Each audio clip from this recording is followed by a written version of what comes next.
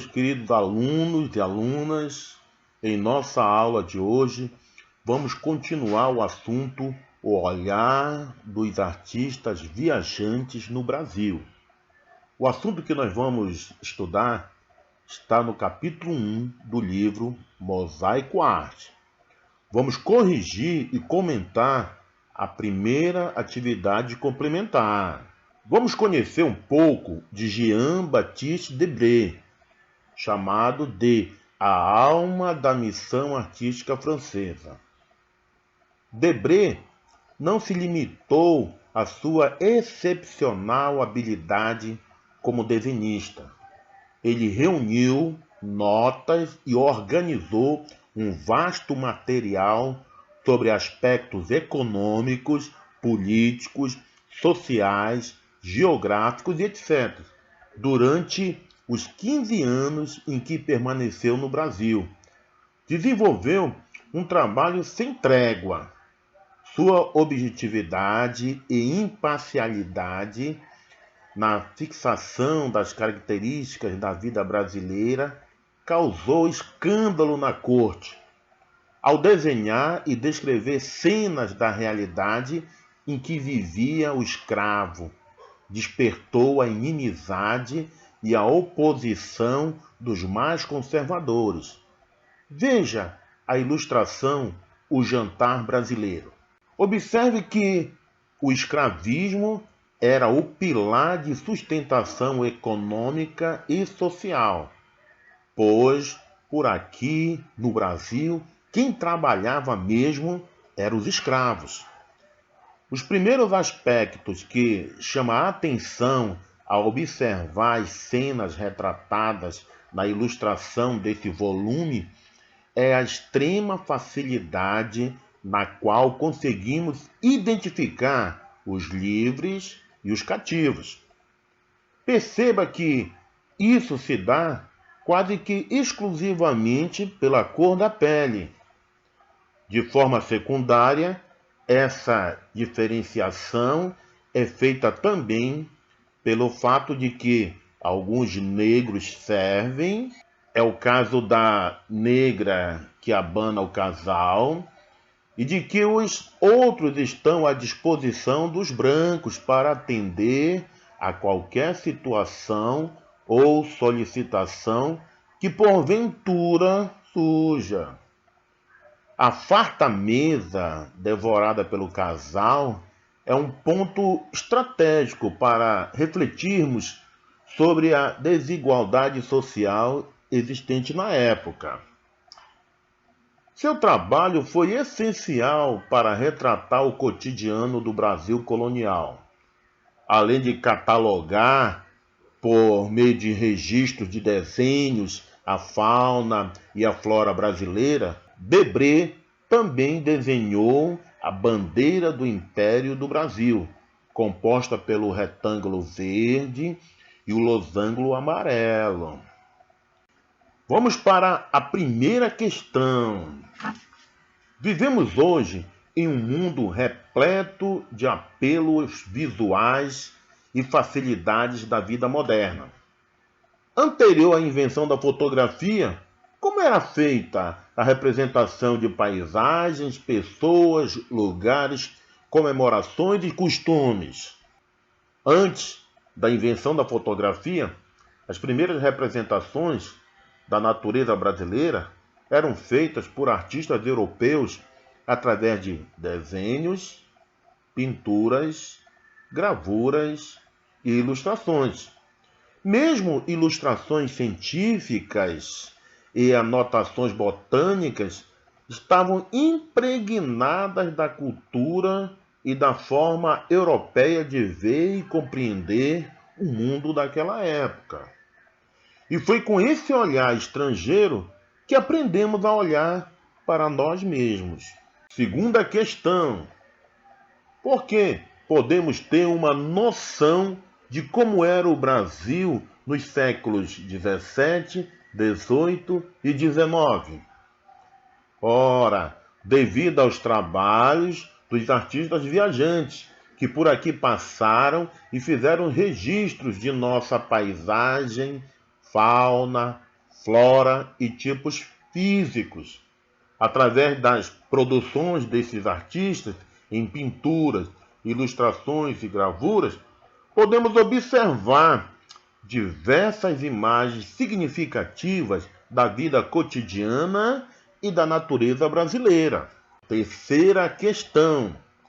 Dentre os artistas que vieram da França para o Brasil, nessa empreitada artística, Jean-Baptiste Debré foi nomeado professor de pintura histórica. Entre seus trabalhos mais conhecidos dos brasileiros está a obra alternativa correta, letra D. Viagem pitoresca e histórica ao Brasil, que lançou na França, onde Debré retrata e descreve a sociedade brasileira. Quando Debré retorna à França, em 1831, com parte das aquarelas feitas no Brasil, litografadas, ilustra a obra Viagem Pitoresca e Histórica ao Brasil, publicada na França em 1834 e 1839. O livro, em 3 volumes, trata das florestas e dos selvagens, das atividades agrárias, do trabalho escravo e também dos acontecimentos políticos e culturais.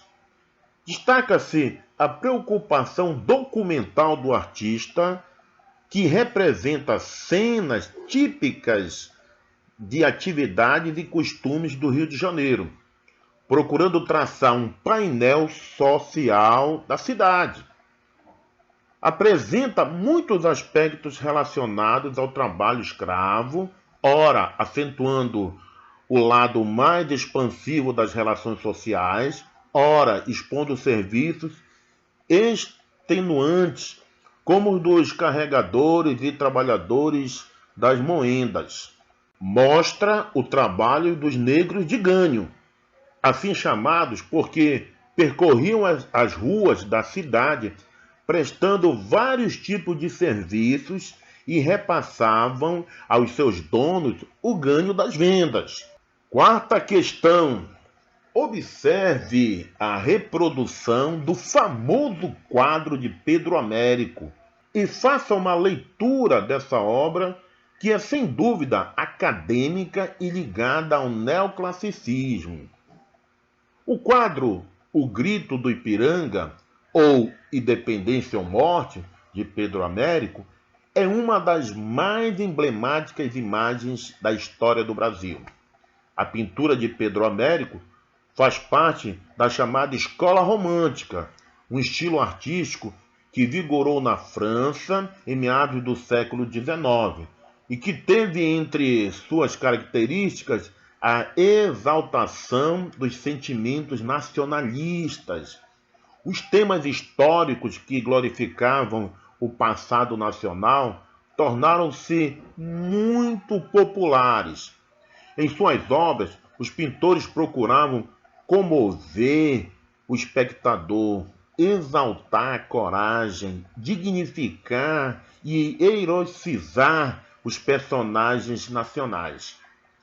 Sendo uma pintura romântica de cunho nacionalista, O Grito do Ipiranga glorifica e idealiza o passado, usando para isso de figuras e composições de cenas nem sempre fiéis à história. Fazendo uma leitura da obra, podemos fazer a seguinte observação. Atrás de Dom Pedro I estão seus acompanhantes. À direita e à frente do grupo principal, num grande semicírculo, estão os cavaleiros da comitiva. À esquerda e em contraponto aos cavaleiros, está um longo cavalo de boi guiado por um homem do campo que olha a cena curioso.